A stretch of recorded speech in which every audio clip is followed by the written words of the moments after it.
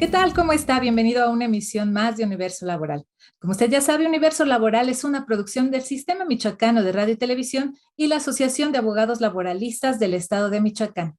Es un gusto para nosotros estar con ustedes en este nuevo año 2022 que nos va a traer muchísimas sorpresas, cambios, emociones y esperamos que esté lleno de bendiciones para todos ustedes. El día de hoy les traemos una entrevista sumamente interesante. Nos acompaña la doctora María Ascensión Morales, que nos estará hablando sobre las nuevas formas de protección social. Para llevar la entrevista, el maestro Luis Fernando Rodríguez Vera, presidente de la asociación. Adelante, maestro, por favor. Muchas gracias, maestra Carla. Pues darle la más cordial bienvenida a su programa Universo Laboral, que es un espacio que nos ha conseguido el Sistema Michoacano de Radio y Televisión, a la Asociación de Abogados Laboralistas del Estado de Michoacán, que me honro en presidir.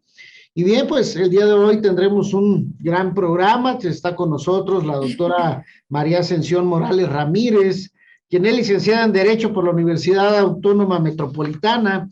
Tiene los grados otorgados con mención honorífica de maestra de la Facultad de Derecho y doctora por el Instituto de Investigaciones Jurídicas de la Universidad Nacional Autónoma de México. Ha realizado estudios de especialización judicial en el Instituto de Especialización del Poder Judicial de la Suprema Corte de Justicia de la Nación, especialización para expertos latinoamericanos en relaciones laborales, coordinados por la Universidad de Castilla-La Mancha en Toledo, España, así como el curso sobre normas internacionales del trabajo para magistrados, juristas, docentes en derecho. Directora general del Patrimonio Universitario, secretaria ejecutiva del Colegio de Directores de Escuelas y Facultades de la Universidad Nacional Autónoma de México y actualmente la secretaria ejecutiva de la Junta de Gobierno de la UNAM.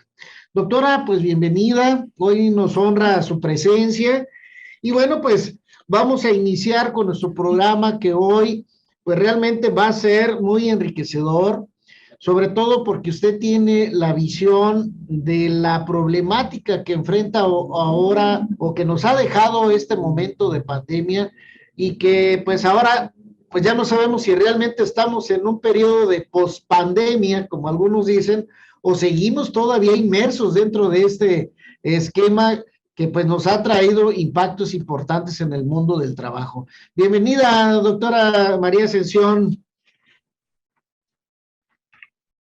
Pues muchísimas gracias por la invitación y sobre todo poder participar y contribuir y en lo que cabe aportar algo a la audiencia que ustedes tienen y que yo considero que es bastante, y sobre todo en temas que a veces no se tocan pero que van ligadas al trabajo. Y usted ha señalado en la pandemia qué problemas ha habido, pero yo me regresaría un poquito antes de la pandemia. ¿Cuál es la situación en el trabajo? Y teníamos ya antes de la pandemia, no solo México, América Latina y muchas partes también en Europa, hay un problema muy grande con el empleo. ¿Y qué es lo que se dice y que todavía y lo estamos viviendo en este momento? Es que el empleo tradicional cada vez es menos, cada vez no deja de existir. ¿Y por qué? Porque el empleo tradicional, aquel en donde el trabajador conocía a su empleador, se trasladaba a la empresa, cumplía un horario y tenía una serie de prestaciones, tanto laborales como de seguridad social, cada vez es menos visible, cada vez no lo encontramos. ¿Y por qué? Porque ahora lo que se conoce es el empleo atípico. ¿Por qué atípico? Porque teníamos el tradicional y ahora no, es atípico. ¿Por qué? Porque ahora la gente la contrata por tiempo, de manera temporal. Ahora a las personas las contratan pues a prueba o las contratan como colaboradores o los contratan por llamado, por horas. Entonces vean cómo va desapareciendo el empleo que conocíamos de manera tradicional y ahora nos encontramos con un empleo que pues ya no se sabe quién es el empleador, ya no se sabe quién contrató. Se acaba de regular en nuestro país la subcontratación, ¿verdad? Que también ahí quién era el verdadero patrón.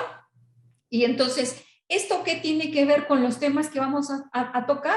Bueno, pues que cada vez vamos a encontrar menos gente asalariada, menos gente que pueda tener recursos para cotizar, para protegerse. Y si a estos atípicos le agregamos que hay mucha informalidad, que la gente no tiene un patrón o teniéndolo, el patrón no lo ha dado de alta al seguro social, eso también es informalidad. Y luego también tenemos esta nueva modalidad de las plataformas digitales, que igual son o no son trabajadores. El desempleo que ha sido permanente y que ahora con la pandemia se ha incrementado. Entonces, ¿qué vamos a hacer con todas estas personas donde cada vez hay menos asalariados que puedan pagarse una protección? Cada vez hay más desempleo.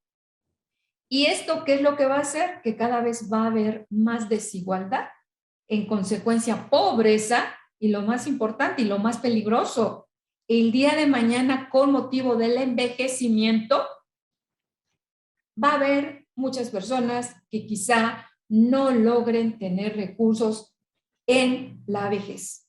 Ese es el gran problema que plantea el trabajo, que ya no lo tenemos el tradicional.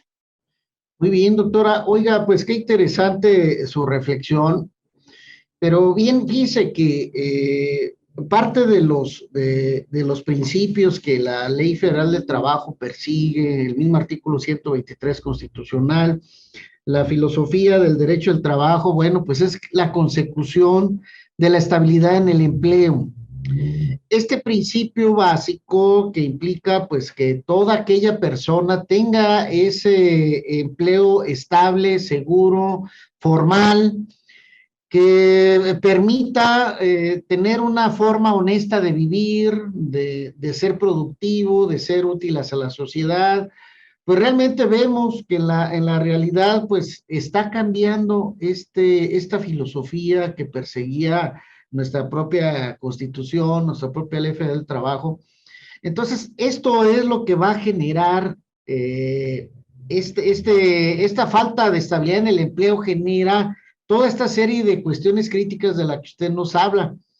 Nos gustaría que al regreso de la pausa nos pudiera reflexionar precisamente lo que está sucediendo con esta nueva forma de trabajar. Nos habla usted sobre las plataformas digitales, que bueno, pues todo esto es a raíz de las nuevas formas de trabajar a través del Internet, de las plataformas informáticas y de las cuales pues también en algunos países ya han entrado en procesos de definición si son trabajos subordinados o no, que bueno, pues para nosotros como laboralistas pues nos queda claro que sí existe una subordinación, pero simplemente si le quitamos el Internet al Uber, si le quitamos el Internet al Didi y demás, pues simplemente nos estamos haciendo trabajadores simples y llanos. Entonces nos gustaría que pudiéramos reflexionar sobre este tema al regreso de nuestra primera pausa, si me permite, doctora. Claro que sí, con todo gusto. Muchas gracias, maestro. Muchas gracias, doctora. Al regreso de la pausa estaremos platicando sobre estos temas, pero antes de irnos, quiero recordarle en nuestras redes sociales, Sistema Michoacano de Radio y Televisión, Universo Laboral TV y Asociación de Laboralistas del Estado de Michoacán, todas ellas en Facebook. No tardamos nada, quédese donde está.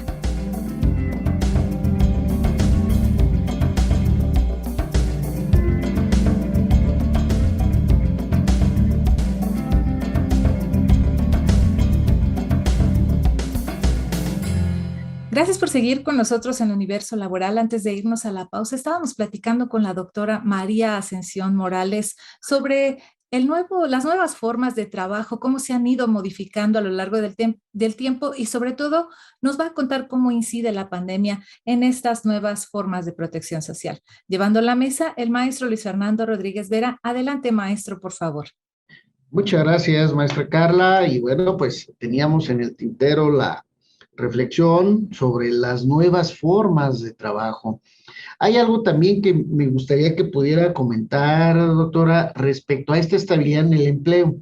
Ahora con la reforma a la Ley Federal del Trabajo de 2012 en adelante, es donde se vienen dando las nuevas formas de contratación, el contrato a prueba, el contrato de capacitación inicial, y que pues finalmente ya le da también herramientas al empleador para no dar esa estabilidad en el empleo.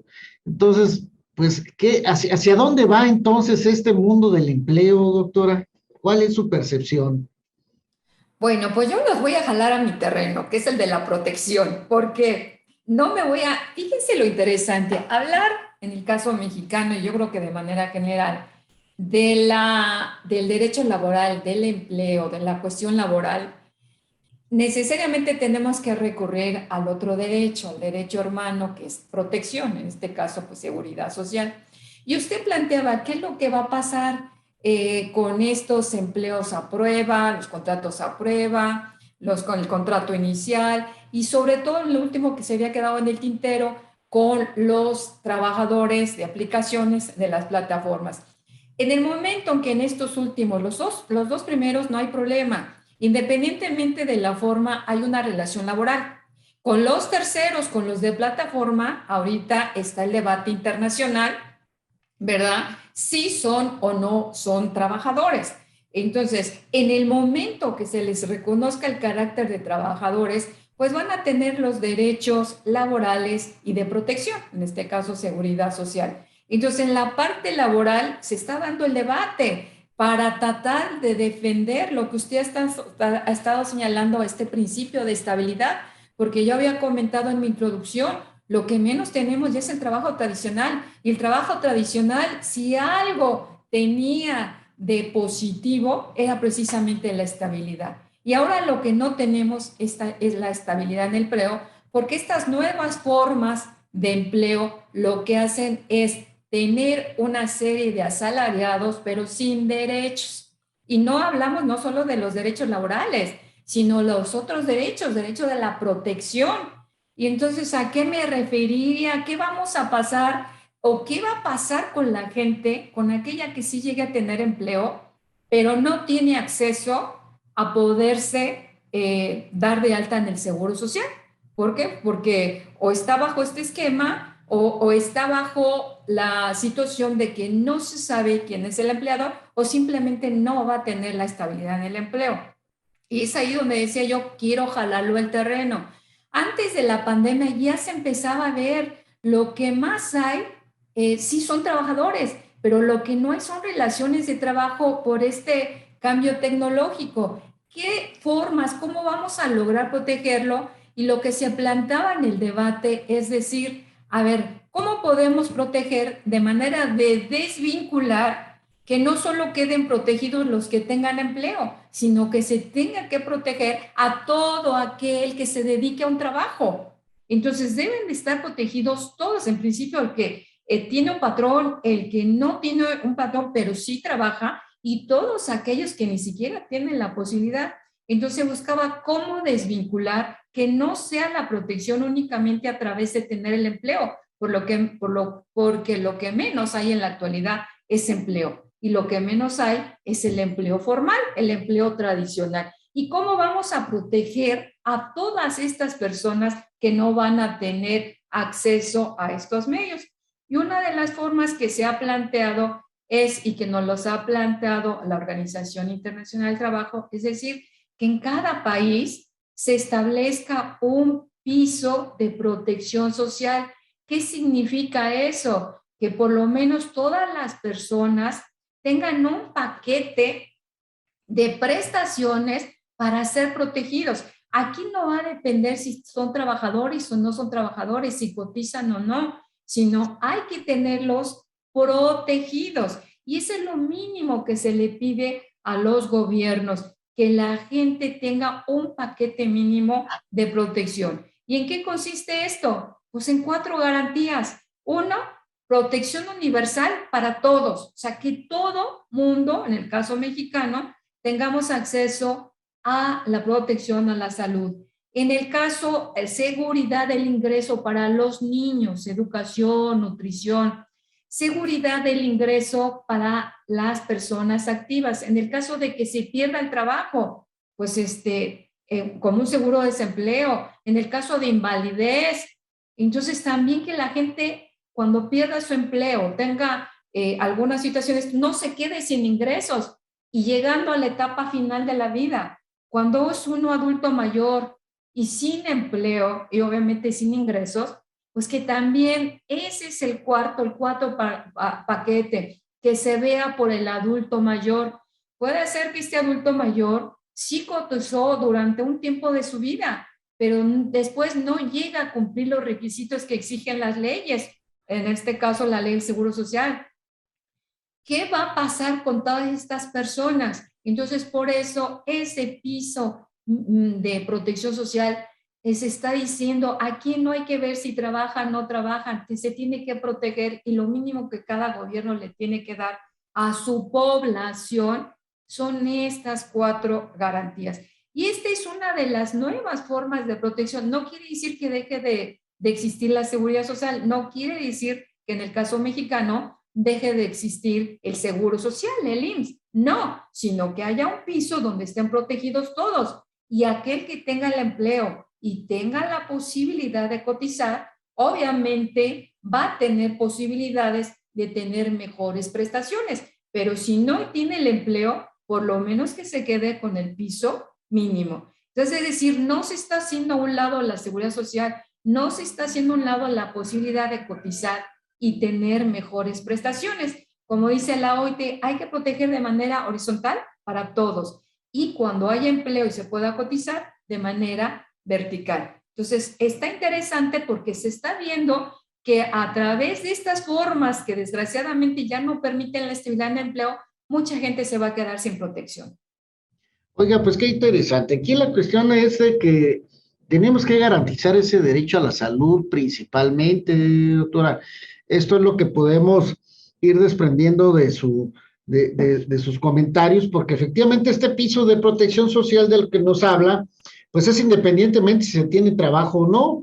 Y que la gran mayoría, digamos, ahorita la alta tasa de desempleo que tenemos en nuestro país, digo, desafortunadamente es muy alta, porque también las fuentes de empleo se están haciendo más precarias y las pocas que existen, pues obviamente que también tratan de economizar, en algunos casos, algunas empresas que, bueno, pues de manera indebida no afilian a sus trabajadores al sistema de seguridad social, y por otro lado, algunas otras que también los afilian, pero también con salarios que no son los reales.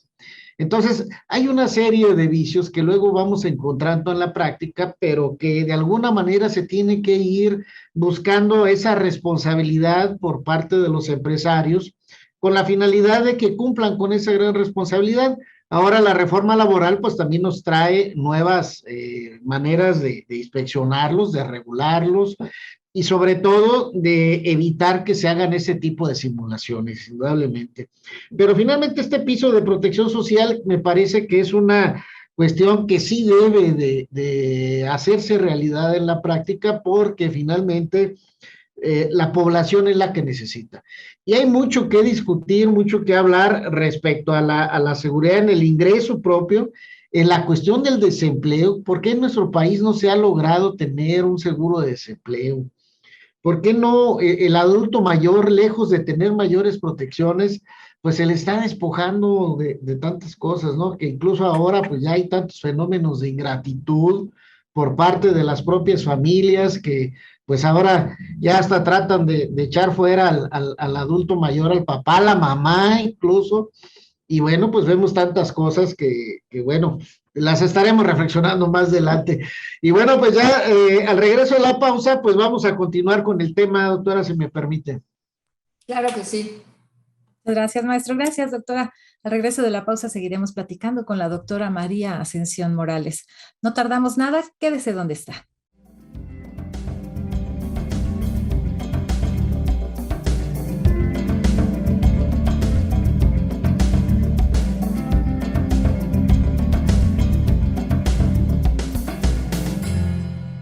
Gracias por seguir con nosotros en Universo Laboral. El día de hoy tenemos una entrevista bien interesante. De verdad que todos los trabajadores deberían de conocer sobre esta materia, la seguridad social y cómo va enlazada con el derecho laboral. Llevando la entrevista está el maestro Luis Fernando Rodríguez Vera. Adelante, maestro, por favor. Muchas gracias, maestra. Y bueno, doctora, pues estábamos con la reflexión sobre estos temas. Para usted, entonces, ¿cuál es esta problemática? ¿Cómo la vamos a ir abatiendo? ¿Qué tenemos que hacer?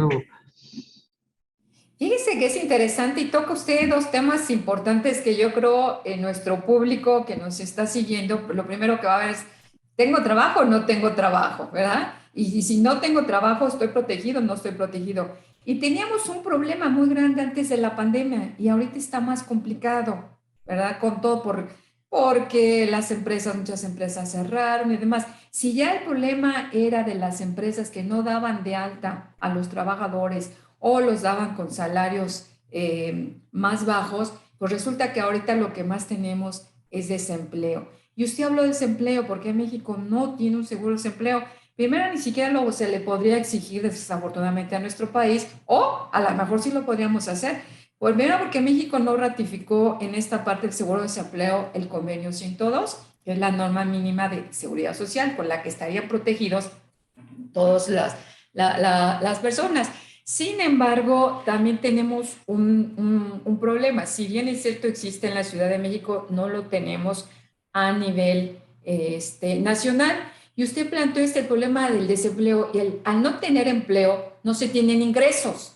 Y al no tener ingresos, ¿qué va a pasar con esa población? Si se enferma, no se enferma, ¿y qué va a pasar? Vean cómo por eso en la parte de protección se trata de decir hay que deslindarlo del empleo, porque el empleo no lo tienen todas las personas. Y entonces ahí les voy a comentar a la audiencia cuál es la segunda forma de protección que se está también a nivel internacional queriendo que los países lo adopten. Y la segunda forma de protección se llama renta básica universal. En América Latina y en nuestro país se conoce como el ingreso ciudadano universal. ¿Y esto qué significa? Que toda la gente, nada más por el simple hecho de ser ciudadano, tenga derecho a ingresos. Y estos ingresos no tienen nada que ver si tiene empleo o no tiene empleo. Y esto sería que los países dotaran a sus ciudadanos de un ingreso que les permitiera por lo menos adquirir o cubrir sus necesidades básicas. Y este ingreso sería universal, porque por eso se llama renta básica universal o ingreso ciudadano universal. Entonces, este sería un ingreso para el ciudadano. Los que promueven esta forma de protección dicen, hay que democratizar la riqueza. Si ya el empleo no nos resuelve porque no hay y no hay suficiente para todos, pues entonces hay que democratizar la riqueza de tal manera que todo el ciudadano tenga derecho a ingresos para cubrir sus necesidades básicas. Pero cuando hablamos todos, significa que el que no tiene empleo y el que tiene empleo, y el que es rico y el que es mediano tendrían derecho a ese. Lo que se trata de decir es apoyar al que no tiene ingresos, y el que tiene ingresos también lo va a tener. ¿Por qué? Porque lo que se trata es de que se cubra a nivel general, y los que van a tener empleo, pues obviamente van a tener un poquito más. La idea puede ser buena. ¿Por qué? Porque va a proteger a todos, pero algunos dicen, ¿y por qué le van a dar al rico? Bueno, pero si creamos instituciones que vamos a crear una institución para ver quién es pobre y quién no tiene empleo, entonces todo el dinero se va a ir a crear estas instituciones y no a la finalidad. Y ahorita vamos a discutir cuáles son las críticas que recibe cada una de estas formas de protección. Voy a hablar de una tercera en el siguiente espacio, porque ahorita nomás estoy diciendo en qué consisten y vamos a ver cuál es su principal crítica. Y las tres que voy a comentar tienen un problema en común: cómo se va a financiar. Pero para nuestra audiencia, vean que sí hay posibilidades, que no nada más hay que estar protegidos porque hay que tener trabajo. Sí hay posibilidades. Claro, lo ideal sería que en nuestro país tuviéramos todos trabajo y de esa manera estar protegidos y de esa manera cotizar. Pero si no hay la posibilidad de que todos tengamos trabajo, sí tendrían los estados la obligación de protegernos de alguna forma. Y vamos a ver qué críticas han recibido estas dos formas de protección de las que hasta ahorita he hablado, el piso de protección social y esta renta básica universal o ingreso ciudadano universal. Y esto sería universal, no estaría condicionado, sería para todos, no importa que no sería para el papá o la mamá, si hay 4 en la familia, pues serían para 4, es por ciudadano, este es para el ciudadano. Entonces, bien, es una forma interesante, pero vamos a ver las críticas y vamos a ver el problema que enfrentan estas formas de protección. No, pues mire, el hecho de que todas las personas pudieran llegar a tener esta renta básica universal, pues realmente sería una aspiración que nuestro país tendría un gran éxito. Sobre todo por la situación, pues, de que si ya no hay empleo, pero si hubiera ese ingreso, ¿y usted cree conveniente entonces que podamos seguir con estos programas gubernamentales que ha implementado nuestro gobierno federal con el apoyo a los adultos mayores? Pero por otro lado también tenemos la cuestión de que ahora los jóvenes pues también tienen que estar afiliados al SAT, tienen que ser contribuyentes cautivos. Y bueno, pues entonces, ¿cómo le vamos a hacer para balancear estas circunstancias que luego se ve pues algo que en la doctrina puede ser muy bueno, pero en la práctica, ¿cómo le hacemos para que efectivamente llegara a aterrizarse este tipo de programas? Digo, las formas de protección tienen que verse desde distinta tópico, distintos aristas, porque finalmente también no estamos preparados para una eventualidad, doctora. Digo, no tenemos la cultura de la prevención, siempre estamos tal vez pues viviendo al día, no tenemos la cultura del ahorro, de pensar en lo que pueda suceder mañana, ¿sí? Tal vez muchos vivimos en esa condición, pero sí es cuestión de trabajar desde el ámbito de la educación para poder ir fomentando esta cultura de que tenemos que ser también ahorrativos, tenemos que ser previsores, porque a lo mejor nos puede ocurrir algún accidente y si no tenemos seguridad social, ¿qué va a suceder? Entonces, no solamente es la protección en la cuestión del ingreso, sino también la cuestión de la atención médica en caso de un accidente, alguna pérdida de un órgano de nuestro cuerpo. En fin, son muchas cuestiones que tendrán que irse reflexionando.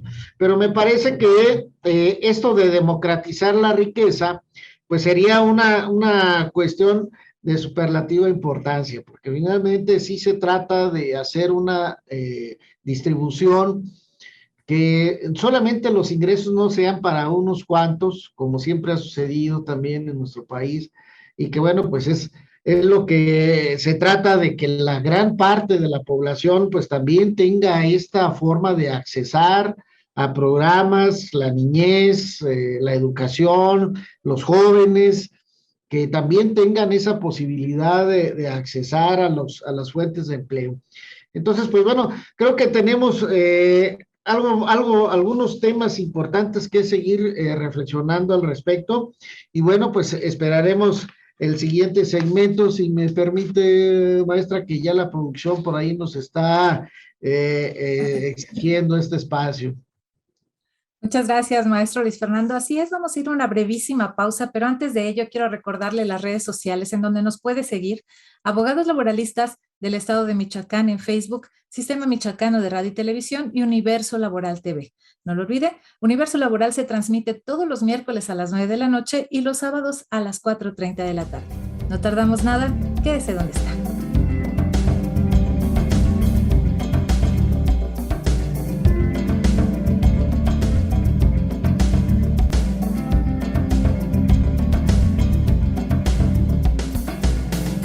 Gracias por seguir con nosotros en Universo Laboral. El día de hoy estamos hablando sobre las nuevas formas de protección social.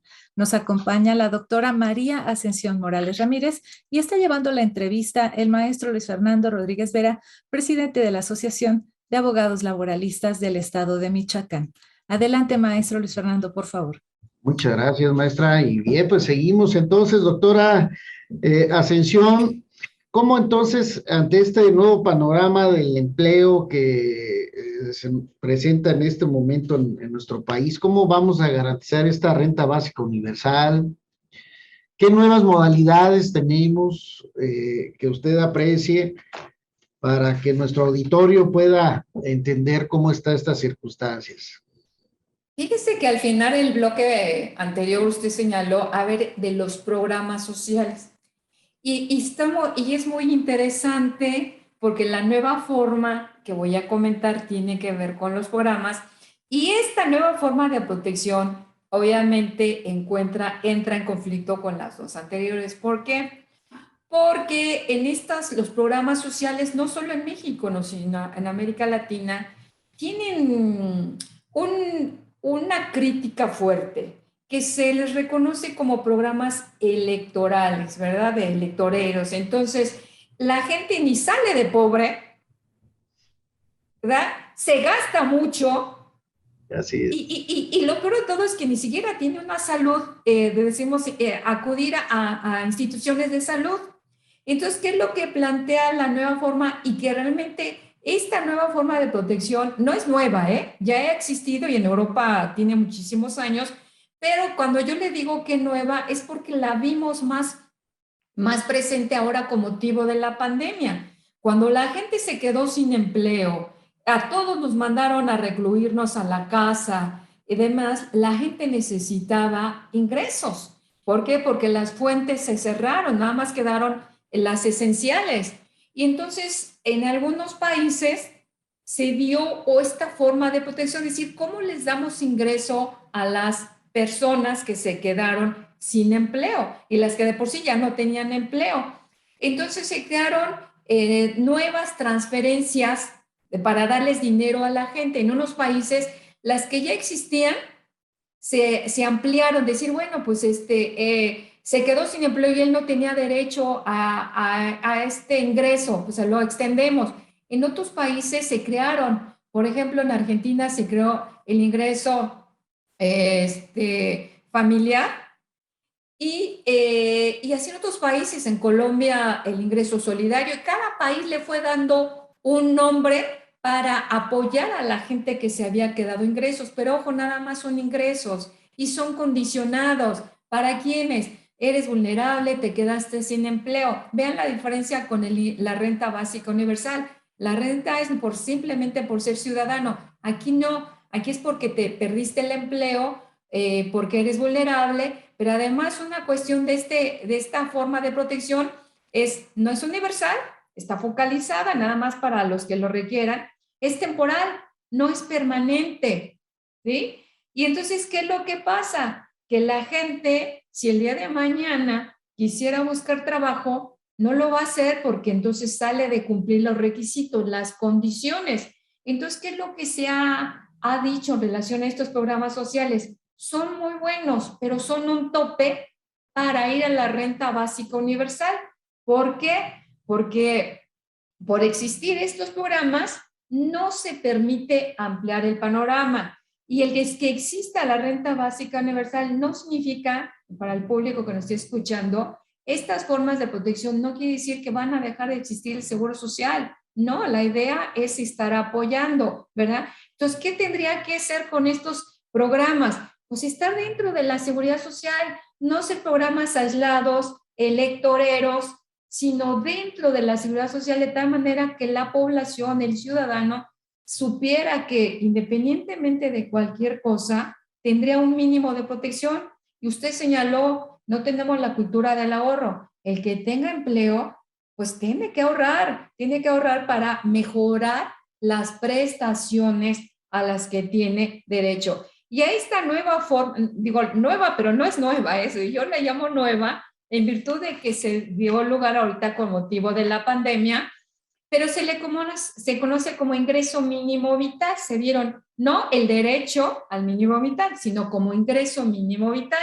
¿Y cuál es la diferencia de todos estos programas que se dieron sobre todo en América Latina? Casi todos los países lo establecieron. México no, ¿por qué? Pues porque tenemos el programa para adultos mayores, tenemos una serie, cualquier cantidad de programas sociales y que vuelvo a insistir, ni sacan de la pobreza y al contrario, se gasta muchísimo. Entonces, esto que se conoce, estas formas de protección que se llaman en América Latina como ingreso mínimo vital, ¿cuál es su diferencia? Que está limitado solamente para el que necesita, está condicionado, se tienen que cumplir requisitos y además es temporal.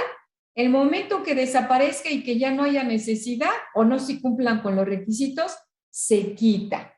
Y entonces, ¿fue bueno en la pandemia? Sí, sí fue bueno en la pandemia porque ayudó a la gente que se quedó sin empleo. No fue el caso mexicano porque en el caso mexicano no se estableció uno así, ya teníamos algunos programas, pero en otros países sí lo hicieron.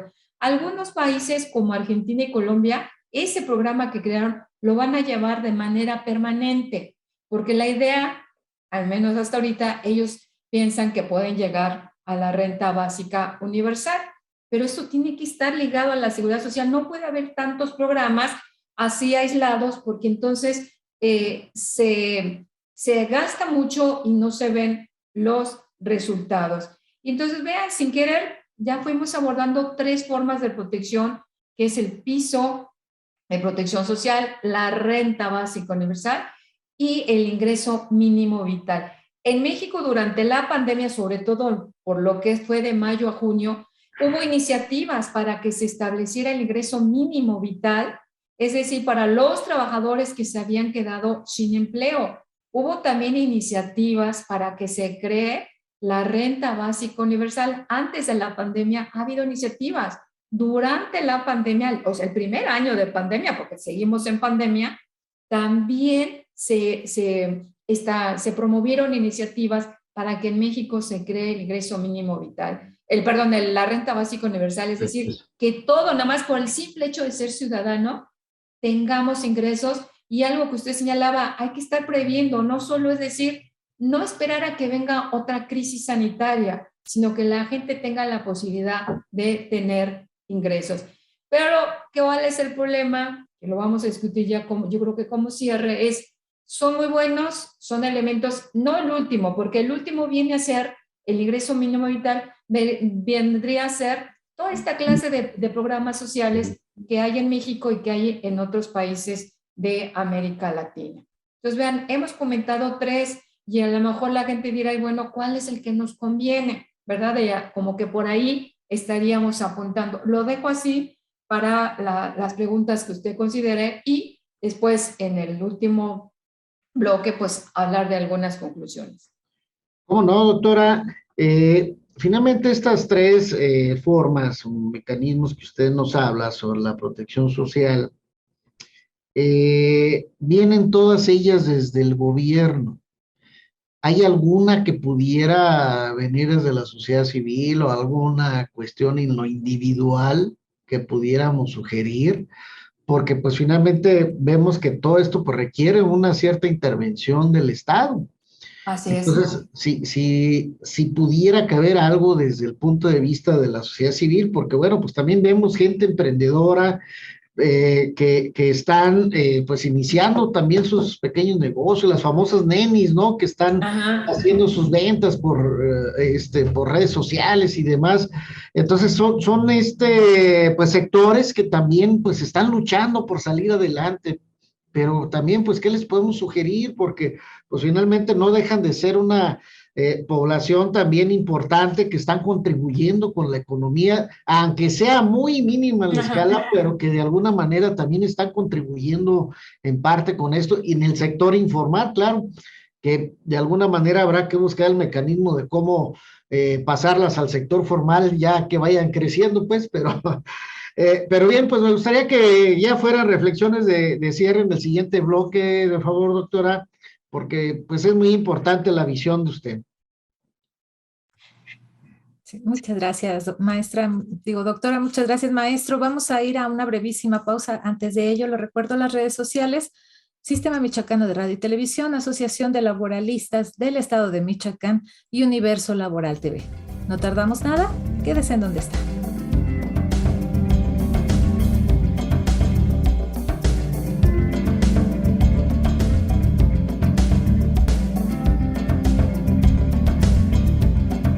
Gracias por seguir con nosotros en Universo Laboral. Hemos llegado a nuestro bloque de conclusiones. El día de hoy tuvimos una invitada súper especial que nos vino a traer mucha información relevante para los trabajadores, tanto del sector formal como del sector informal, y también para aquellos que por alguna razón se quedaron sin empleo. La doctora María Ascensión Morales, que nos ha traído las nuevas formas de protección social, y esta entrevista la ha estado llevando el maestro Luis Fernando Rodríguez Vera, presidente de la Asociación de Laboralistas del Estado de Michoacán. Adelante con el bloque de conclusiones, maestro. Gracias.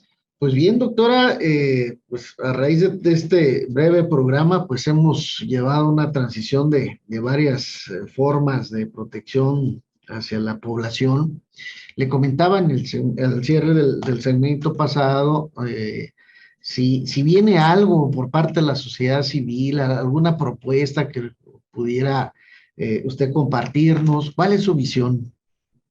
Fíjese que la renta básica universal no sale del gobierno, ¿eh? Esa renta básica universal a nivel internacional está siendo impulsada por la sociedad civil, ¿sí? Tanto en México como en Europa está siendo impulsada, y obviamente quien la ha tomado es una organización internacional que es la Comisión Económica para América Latina, la CEPAL, que también la ha impulsado. Y durante la pandemia la CEPAL dijo: una renta básica de emergencia, o sea que ahorita todo mundo tenga ingresos por lo menos para 6 meses, y después venga la renta básica universal para todos, ¿sí? Entonces, esta no es del gobierno. Si fuera de los gobiernos, yo creo que en cierta forma ya estaría, pero esta ha sido impulsada por las sociedades, por organizaciones. La del piso de protección social, obviamente por la Organización Internacional del Trabajo, y no está mal. Y yo creo que sería la que sería la más viable. ¿Por qué? Porque no destruye, porque no quita la seguridad social, sino que dice, sean trabajadores o no son trabajadores, esto debe de estar, esta protección, este piso es para toda la población.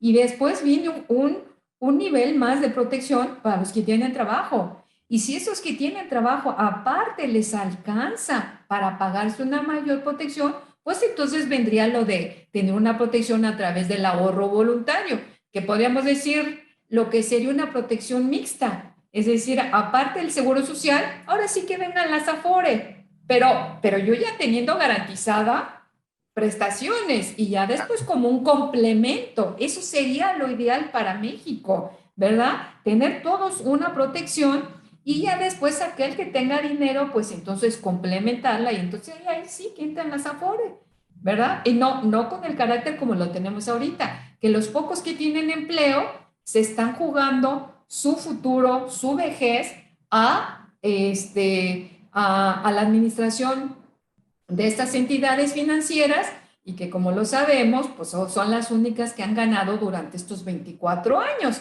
y que ahorita están pataleando porque les toparon sus comisiones, es decir, les toparon sus utilidades, les toparon sus ganancias. Sí. ¿Cuál es la que tiene menos peso para decir que protege a la población? La del ingreso mínimo vital, porque lo dijimos, esta está condicionada, está focalizada, es temporal, y lo que se quiere es que la gente no esté sufriendo de que si voy a tener o no, sino que tenga ingresos independientemente de cuál sea su situación laboral, individual, personal. ¿Cuál sería el mejor y lo cual que sería lo más viable?